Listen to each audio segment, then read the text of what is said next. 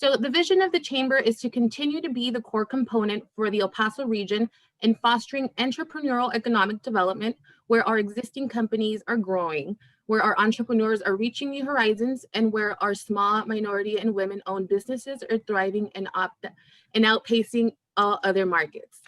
So some of the benefits of the Chamber: we do networking. So there's a lot of seminars like this one. We do have a lot of live meetings. Obviously, because of COVID, we're not able to have that. But business development, we help you with any certifications, any sort of, you're looking to start a business, we will help you with that. Advocacy, we like to advocate for all of our small businesses, corporate even, all of our women-owned minority businesses. We like to advocate for all of you. So if anybody has any questions, go ahead and reach out to us. Now, we do have 3 centers, and the centers are the Women's Business Border Center. We help all of our women-owned businesses. And again, you don't have to be just a women-owned business. We will help you, women, man, minority or not, we will help everybody. We like to help businesses of all sizes, corporate or not, small, medium, startups, etc., what have you. We will help all of you trying to grow your business. So today we have Mr. Antonio Rico from ESEI. He's going to be speaking to us about cybersecurity threats and solutions. I know with the migration of everything going virtual because of COVID and whatnot, there is a lot going on as far as hacking. So we brought on Mr. Rico to tell us a little more about that. So let's get started, Mr. Rico. Thank you very much, Elvira. Appreciate your introduction. Good morning, everyone. It's good to get together via this virtual environment. Elvira, can I share my screen? Yes, of course. Let me just pause my share. Okay.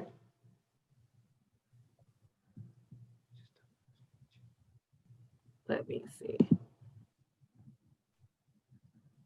There you go. Are you able to share your screen? Let me try it. I think so. There you go. Perfect. All right.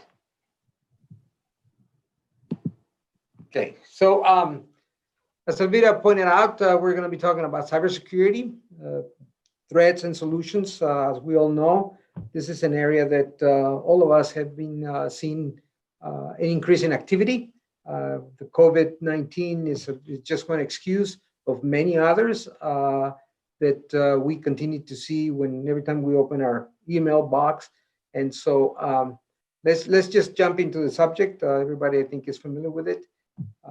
So let's talk about the increasing cyber threats that we're experiencing in our everyday work life.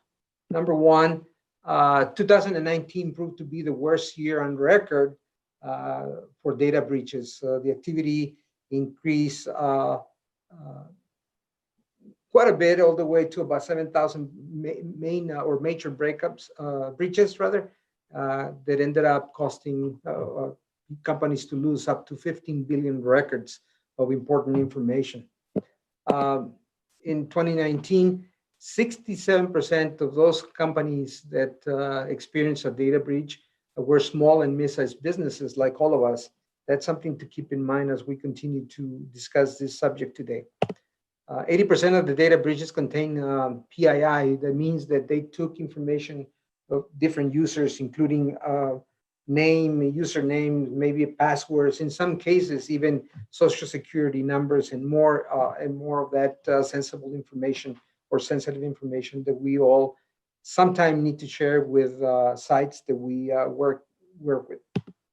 52% of the breaches were caused by malicious attacks with financial motivations. That means that they were trying to get your money, either by asking your bank account or by ransomware, where they basically encrypt your files and they would only release them if you pay a substantial amount of money.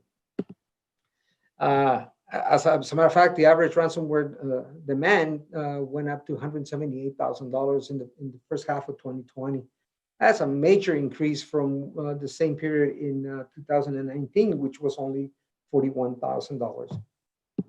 Predictions indicate that because of the global pandemic, we're continuing to see more and more cyber attacks, and And because right now, it's estimated that every 39 seconds, or about 2,200 times a day, there's a cyber attack suffered by someone.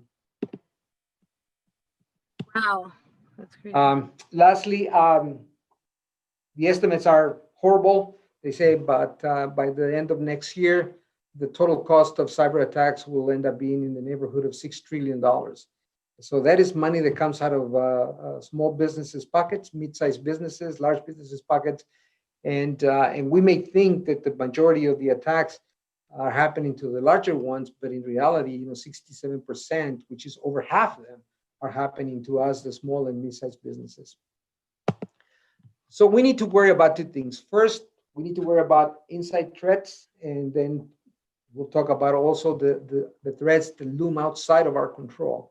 So let's talk a little bit about the inside threats that we experience in our day-to-day business environment.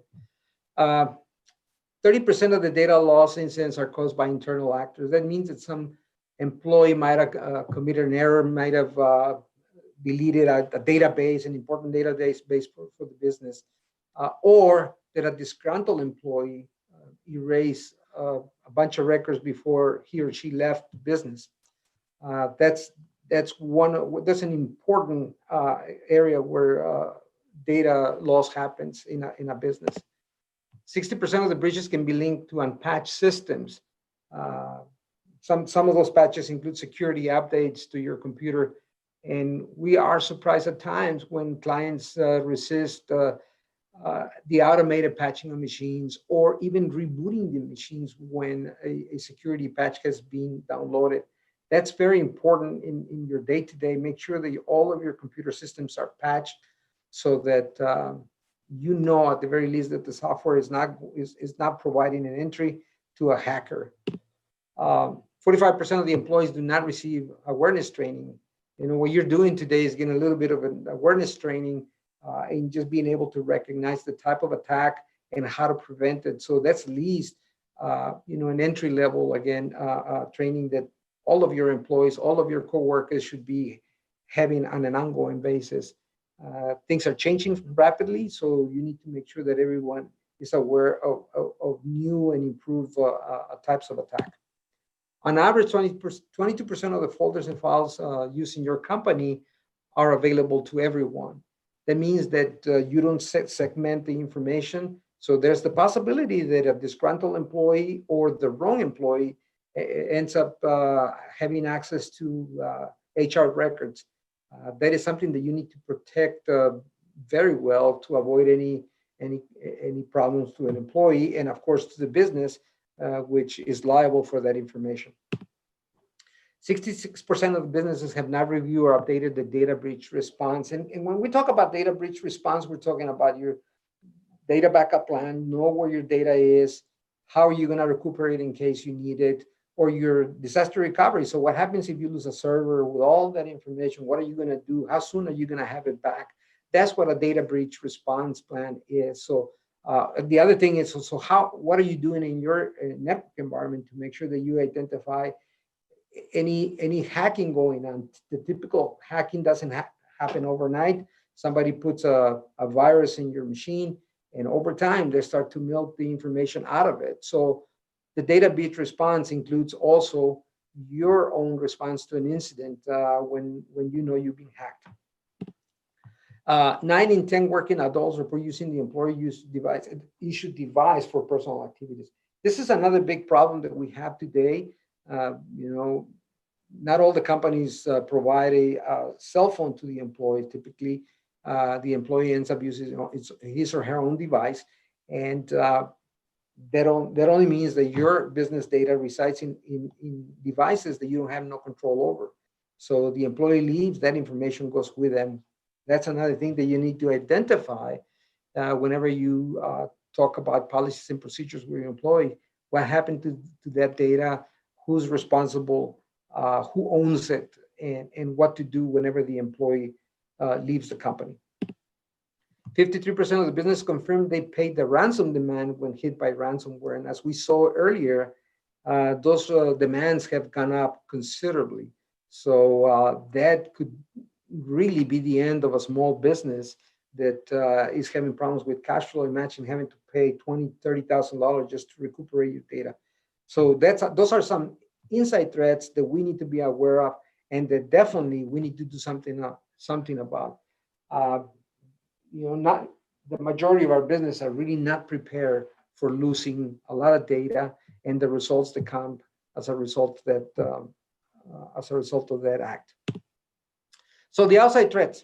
So all these companies you have in front of you right now have been hacked.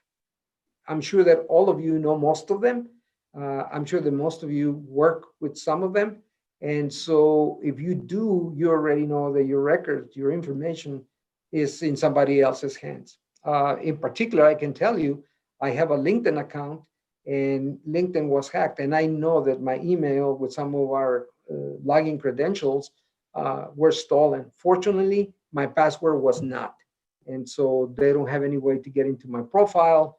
But just remember, those hackers don't have anything else to do but to find ways to get into your accounts and continue stealing. I hate to interrupt you, but I have a quick question. Now, Sure. what would they do with your email address? This is all super new to me. As a matter of fact, that's something that we'll discuss a little bit further in the presentation. Okay. Basically, they collect all this information and then sell it to whoever is interested in obtaining a list of contacts that they can hack with their own tools. So okay. Yeah, that basically there's a place called the dark web, which we don't really have access to, where all of these transactions happen and we don't see. They're outside of what we know as the internet, and that information is always for sale. And I'll show you a couple of slides about that, and we'll talk about what we can do in order to know what to do in case our information has been stolen. But as you can see, the great majority of those companies are very well-known companies. You would imagine that they have all the cybersecurity measures in place, but in reality, they're as vulnerable as you and I are. And besides, because of the size, they're constant targets. Yeah. All right. So how are all of these breaches happening? Number one, the number one hacking method is the phishing. Basically, whenever they just send you emails with links to sites that then ask for your personal information, your password, your username, or even worse, your bank account and all that. That is the biggest threat that we have on a daily basis.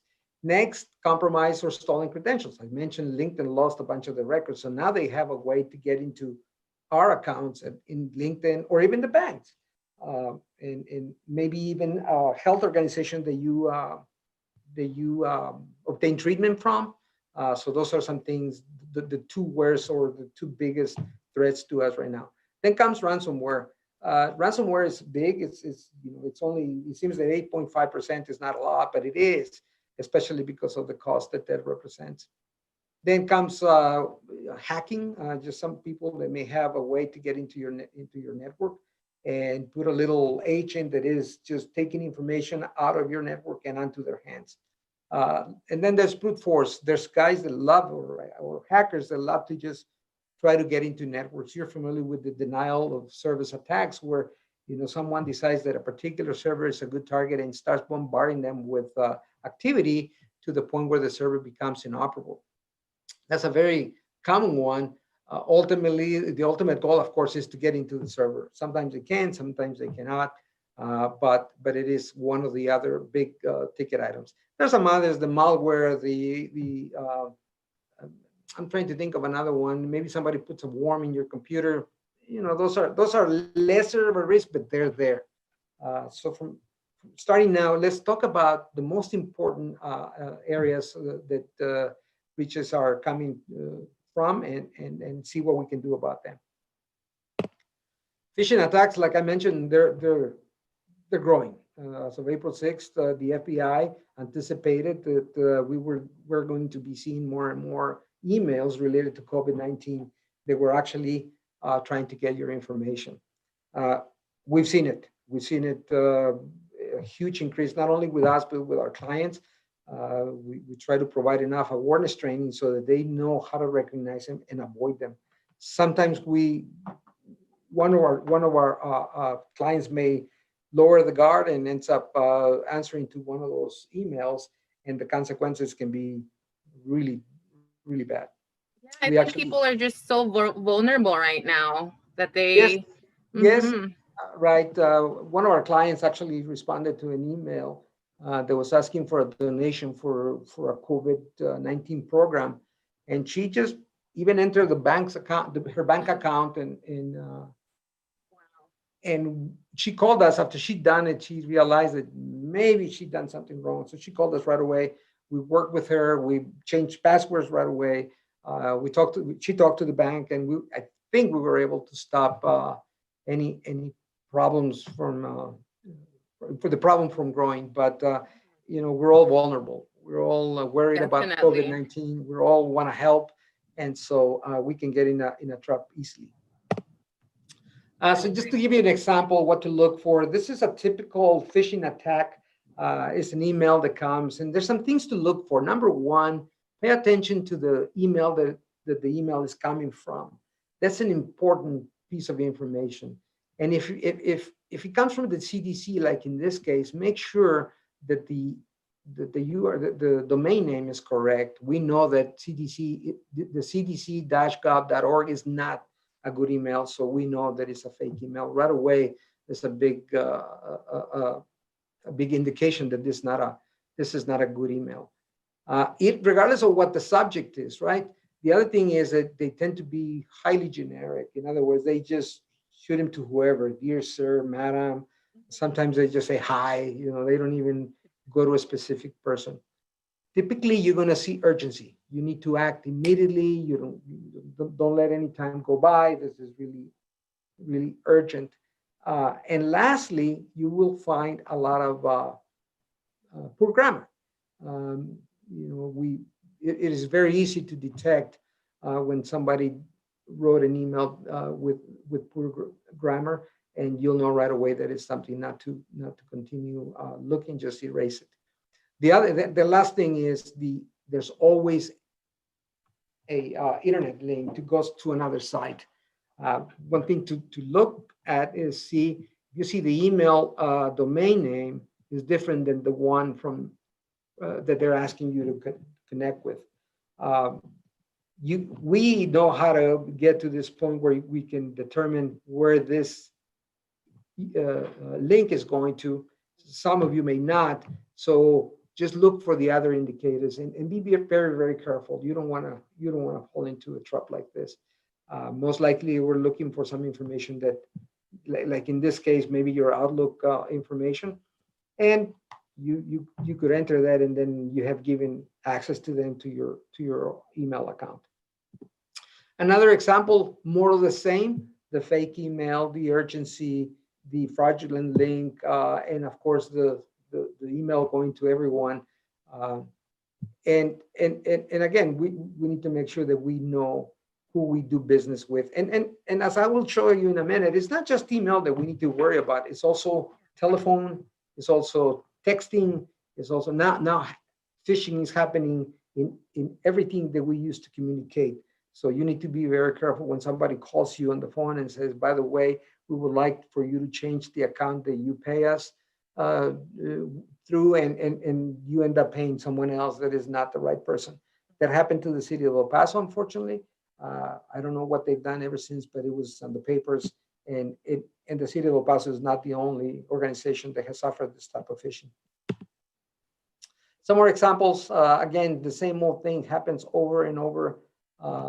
And just remember, fake email addresses, generic salutations, bad links, urgency, and then look for syntax and grammar problems. Another one, again, this one came from supposedly from NNIL Miller Supply, Ehlers Supply. The actual email for this company was Miller Supply, but they changed the M for two N's. It looks like an M. For somebody that's not paying close attention, you will have you're liable to open it and see what it was about. Okay. Look like those kind of look like the Craigslist ones. I know sometimes you're looking for things on Craigslist and then you'll get a reply, Right. somebody trying to scam you. That's exactly what it looks like. Yeah. Actually, there's one that you need to be very, very careful if you're looking for a job. And this happened to someone that we know that found a job on the internet, and the people say, yeah, absolutely, you have all the qualifications in the world, and we're going to send you a check for $5,000 for you to buy a computer, a desk, a printer, and all all these devices that they wanted for him to set up a home. Once he received the check with some very specific instructions to go and deposit it at an ATM, and he did. And at the moment that he deposited, he sent them a text letting them know that he's done so. Then they asked him, "Oh, you know something? We found all the devices here. I don't think that you're going to need as much money. Just send us a check for $4,000, or just pay us online for that," which he did, and only to find out that the check that he had deposited early had bounced. It was bounced. Because whenever you deposit in an ATM machine, the deposit doesn't happen until either the end of the day or the following day. That's when they discovered that the check was from. By that time, he had already transferred $4,000 out of his own account. You have to be very careful with that, but it's happening. It's happening all over the place. It happened. This is an example of a text phishing attack. It comes here, and I've received one of those. Since I don't use the text to conduct business, I was just deleted it. But this is one that says that they've issued a payment. I don't know if it is the United Kingdom government has issued a payment for 458 pounds to Allresen as part of the promise to battle COVID. Okay, I mean, if you're not in United Kingdom, you forget about this right away, right? I hope, but many people don't, and once you reply, you bet your money that you're gonna have a virus in your telephone or something that is gonna be looking for your personal information. So this is phishing. Just like we are supposed to wash our hands, make sure that we're clean to prevent the COVID. There's some things that you can do in order to protect yourself from the phishing emails. As we said before, watch for overly generic content. Examine the entire form of the email address. Look for urgency. Carefully check all the links. Notice misspellings, grammar, and syntax problems. Check for secure websites. This is important. A lot of times, if you see this HTTPS, that's a site that actually has a secure certificate on record, and typically it's going to be more reliable than one that doesn't. And don't click on any attachment right away. Make sure that it is the correct company that you're dealing with, that is business that you are supposed to attend to before you just jump on the link. So somebody was asking, what happens to the compromised or stolen credentials? They go to the dark web. We call it the dark web because nobody can see it unless you are someone that knows the internet very, very well.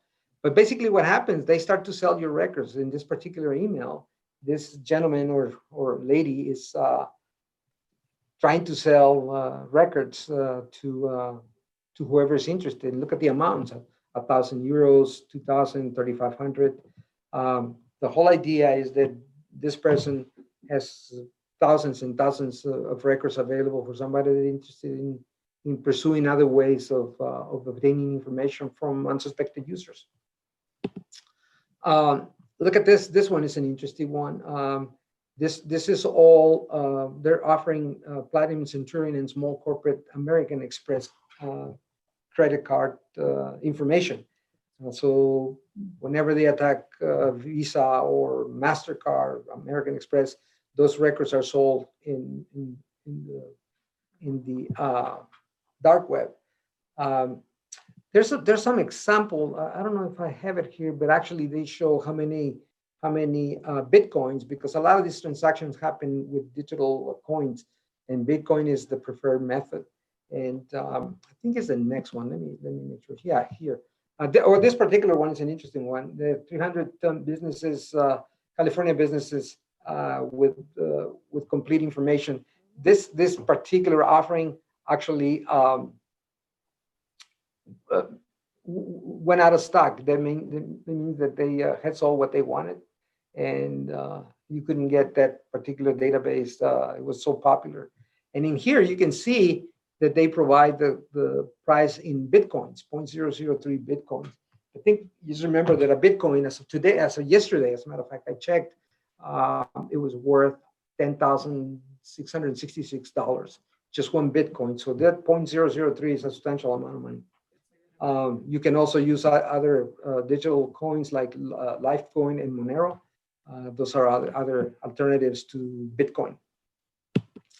So what happens if your credentials were stolen? Let's say you use a service to identify if your particular records are in the dark web, and we can tell for our clients whenever a new email was stolen, and maybe if the password was also stolen. So whenever we identify something like that, the first thing that we do is to ask them to alert our clients, their users, their employees, that their data has been compromised. And then we need to educate them about what the dark web is and what the challenges and the risks are associated with the records floating around in the dark web are. We immediately ask them to change the password. That is the one thing that you need to do right after you find out your records have been stolen, so that you can prevent further damage. Then we always recommend, make sure that you tighten your password policies for the entire business. Now that they have the domain name and they have at least one user, they're going to try to get into somebody else's account. The best thing to do is to make sure that your password policies are strict. Make sure that you have a certain number of characters, that not only lowercase but uppercase letters, numbers, special characters, all that kind of good stuff. Implement multi-factor authentication. So make sure whenever you log into your system, you enter your password, and there's either a text sent to your phone that you need to enter a code, or there's some other, like a special key in the computer that you need to insert just for the computer to know that you are the right person. Make sure that, again, awareness training, that should never go away. You need to be providing awareness training on an ongoing basis. Make sure that you perform regular risk assessments of your IT. We do this for our clients. We're always looking for areas that may gotten weaker because of policies, because of lack of attention. And so we're always insisting to make sure that we tighten any potential entry for hackers into our clients' networks. Again, monitor. Like I mentioned to you, there's a way for us to know if your credentials are out in the dark web. The same way we can look at your firewall and determine if someone is trying to get into it. So those are some things that you need to do on an ongoing basis. Back up all your critical data. It's amazing how many companies don't back up properly. Not only do you want to back it up to a different device than the one you have that you operate regularly, but also outside of that, your network, maybe in the cloud somewhere, and make sure that the backup process is separated from your network, so that if your server is hacked, your data in the cloud is not. Okay. So once they have the records, then comes ransomware. And these slides are a little bit too busy, but suffice it to say that once they have the information, once they get into the network, they can encrypt all of your data and you don't have access to it. And then they're asking for ransom to release the data. And let me tell you, a lot of companies have paid the ransom and their data was never released because the bad guys don't have ethics, I guess. But in this case, for instance, this company TravelX, which I believe is in the financial sector, paid $2.3 million to get the files back. That meant they didn't have no backup, so they were out of business without their data. This is one big risk of not having your data properly backed up. Okay. And it also must depend on, I mean, I'm assuming, on how critical the information is that they have stored, right? Yeah, every company should have a data backup plan which identifies what is the most critical data, what is the data that they cannot afford to lose for an hour, for a day, for whatever the number may be, and that's the data that you need to be backing up on an ongoing basis. That backup plan also needs to identify how often you're going to be backing up, to where, and how you're testing. If you are not testing your data, then you run the risk that whenever you need it, it's not going to be available. Okay, that's a very important piece of your data backup process. Um, this hacker, I don't even know how to pronounce that. It's actually offering ransomware as a service. So this guy offers other guys the ability to go and get ransom from unsuspected clients. So let's say I have a list of users that I want to get money from, but I don't know how to do it. I go to this guy and I tell him, listen, I have all these names and I wanna hit him with ransomware. So that person, Jokeru, will do it for you. And he's even advertising that as of that particular day, he had earned 7.13 Bitcoins. If you multiply that times 10,660 bucks, now we're talking some really, really big number. And so that guy is advertising that he can help you, he or she can help you take care of that, get money out of unsuspected users. Hackers at work. So, more of that. See, this particular email also found is same thing, is trying to sell records. They even rate themselves to see, how good they are, how many records they have. And this is going on all the time. That's why we need to be so careful on how we use our credit cards, what information we put in our Facebook accounts, our LinkedIn accounts.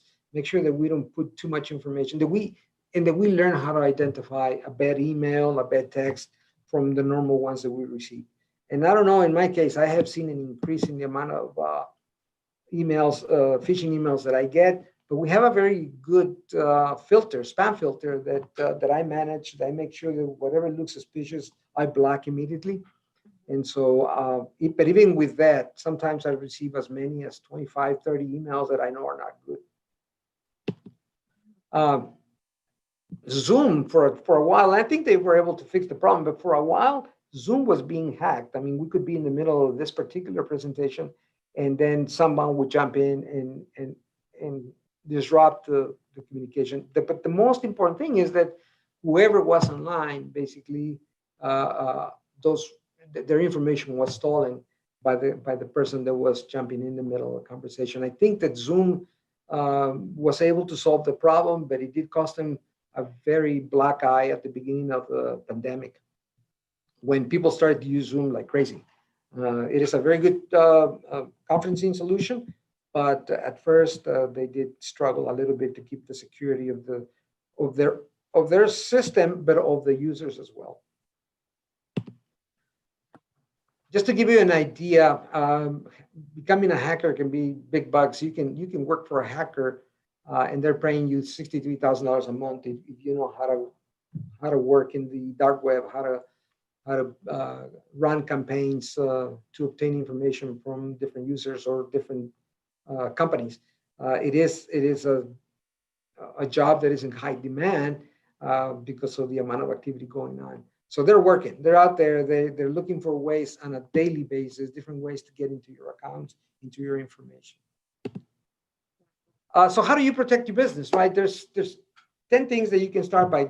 Number one, make sure that you get the facts, that you know what's going on, that look for ways to respond to different scenarios. Think twice before you click on any link, and that goes just even emails that you receive from your clients. Remember that some of your clients might have gotten hacked, and now the person is using their own account to send emails to people that they do business with, to family members.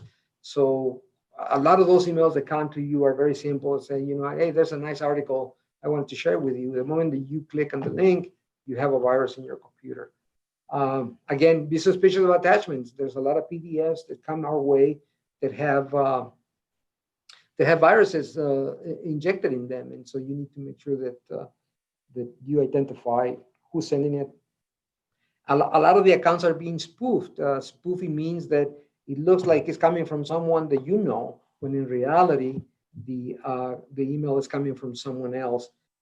Best way to protect against that, you need to look at the you need to use a spam filter that tells you where the email is coming from. That's a very good tool to have. Automate your processes. I talked about the patching of machines. Make sure that your machines are patched on a daily basis. Make sure that that your data is backed up, and all of that can be done automatically, just so that you don't have to worry about if it is getting done or not. Protect your passwords.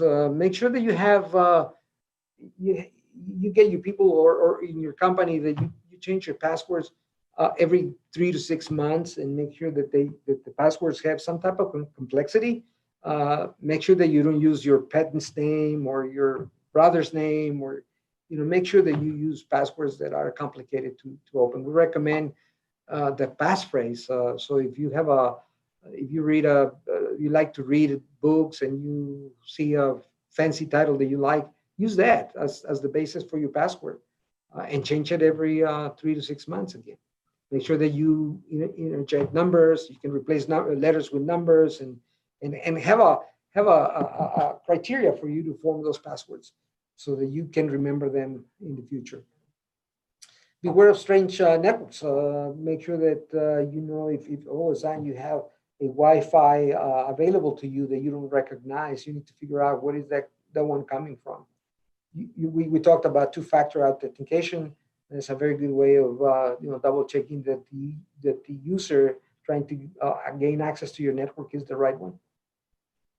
And always know that that there are bad guys trying to create problems for you. So make sure that you monitor the dark web and ensure yourself that your records are not being exchanged in the dark web. Stay current on the threats. We get a lot of information via email or even on the news about different types of viruses and different types of ransomware attacks that are happening on a daily basis.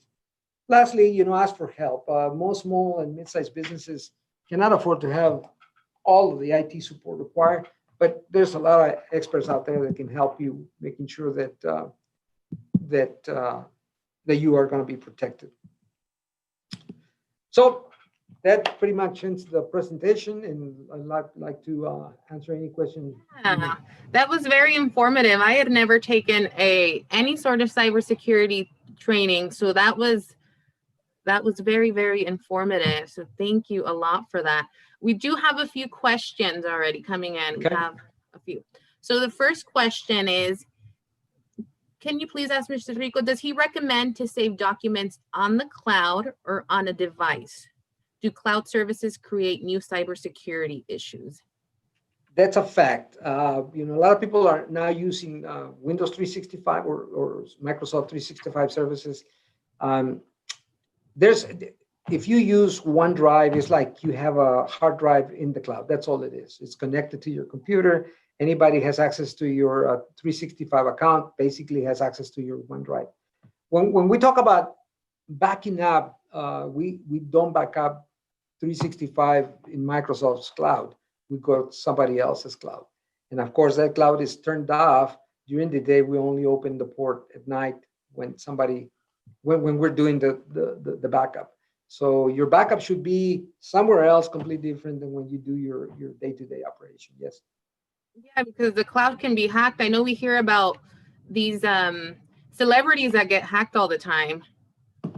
Well, the problem with the cloud is that people don't understand that you may have all these services in the cloud, but at the end of the day, you're still responsible for the security of them.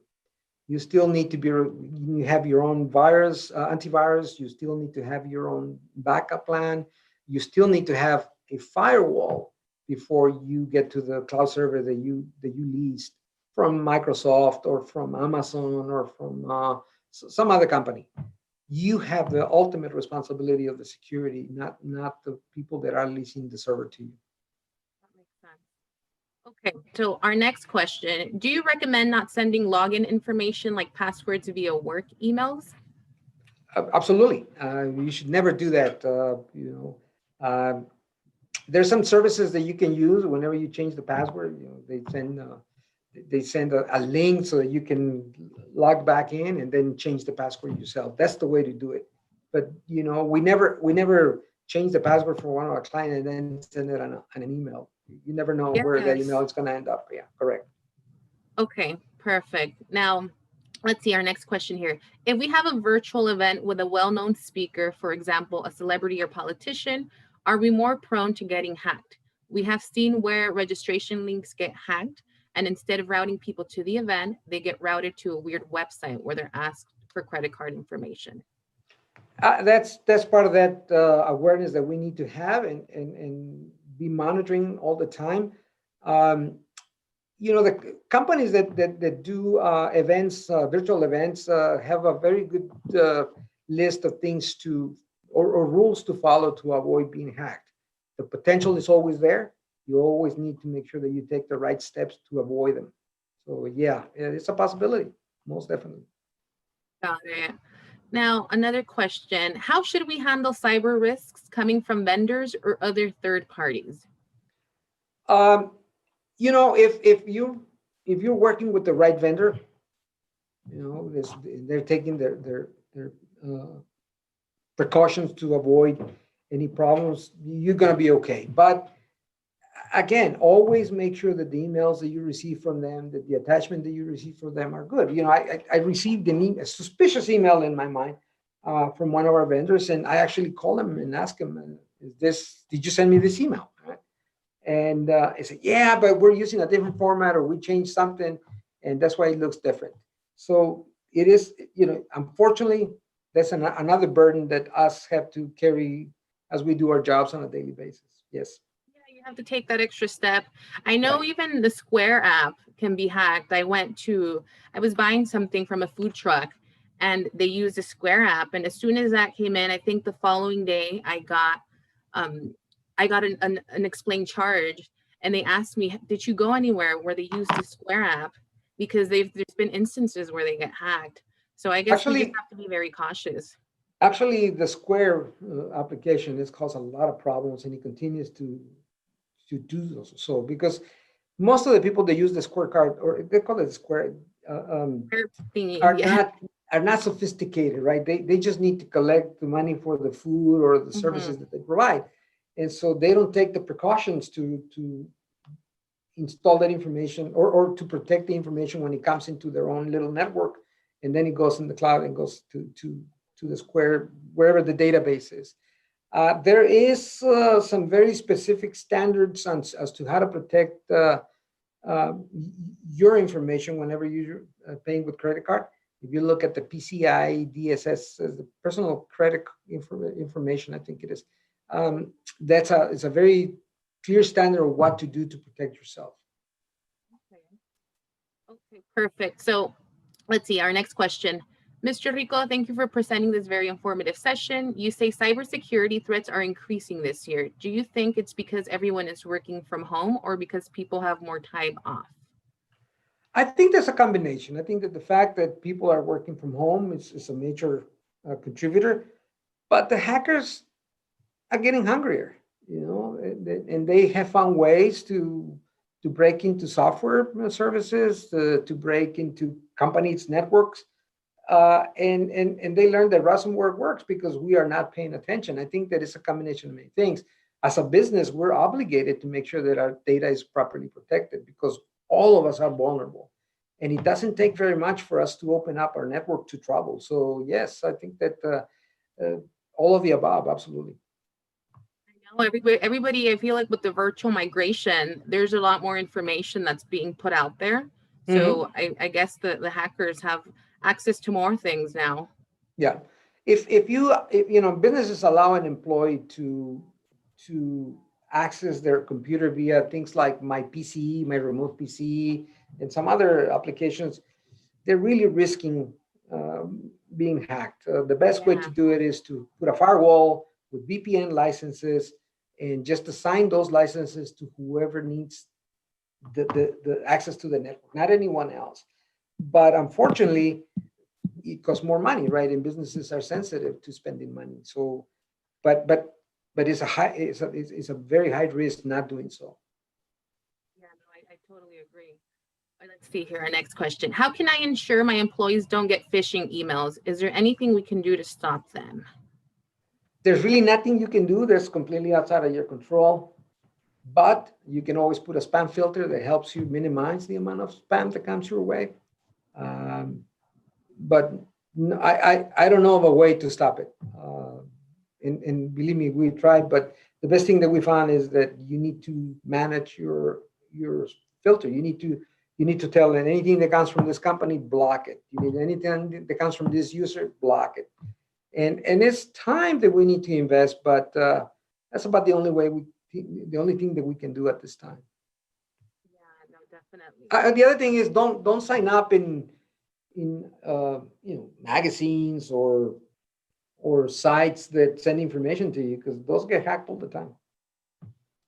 That's good to know. I have a lot of emails coming from a lot of companies, and I usually open them. So this is very helpful even for me. Right. So let's see, our next question here. How can my accounting firm prevent cyber attacks? Is there a specific software, I should invest in? I would need to know how they're set up. Is their accounting company logging into their network? And if so, how are they doing it? If your accountant has access to your network, it better be over a VPN. Going back to the firewall with the proper settings and with the proper VPN or virtual private network licenses, then it will be more secure. Secure. Got it. Now, let's see. Does everyone have access to the dark web? What's a Bitcoin? Bitcoin is a digital coin that is used to transact in the digital world. It's been around for some years. It is kind of a complicated process. It was meant to be the sole coin of the world, but there's some limitations that they have.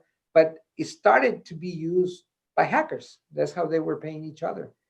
So there's really no way to know where the money's coming from. Right now, the IRSs of the world haven't figured out how to tax people that use the Bitcoin. So it's difficult to convert it from digital money to real money, because the rules have not been really established yet. And why do people prefer that? Is it because of that same reason? Because of, to avoid, taxes, or is it untraceable? To be very honest with you, I know little about the Bitcoin world. I understand how it works, but I really can't tell you the financial side of the transaction, because I never used it. I'm going to look into that. That's kind of interesting. We actually have another question on Bitcoin. Somebody's asking, can you repeat how much a Bitcoin is worth? As of yesterday, when I checked, it was $10,666. $10,666. A lot of money. Mm-hmm. So it fluctuates a lot. There was a time when it was exchanging for just a little over 3,000, and then it went back up. But it's been as high as $13,000 per Bitcoin. But it fluctuates a lot. Yeah, like the stock market. Mm-hmm. So if they ask for ransom, what options does a company have? Is it better to pay? No, you don't want to pay, because then you become a client. No, best option is to have backups. And you just erase everything you have and then reload your backups, change passwords, do all that kind of good stuff.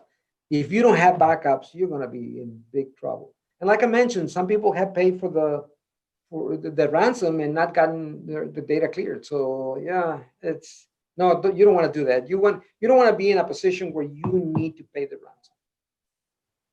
Yeah, and then you don't get your information back. So now you're out money and information. Correct.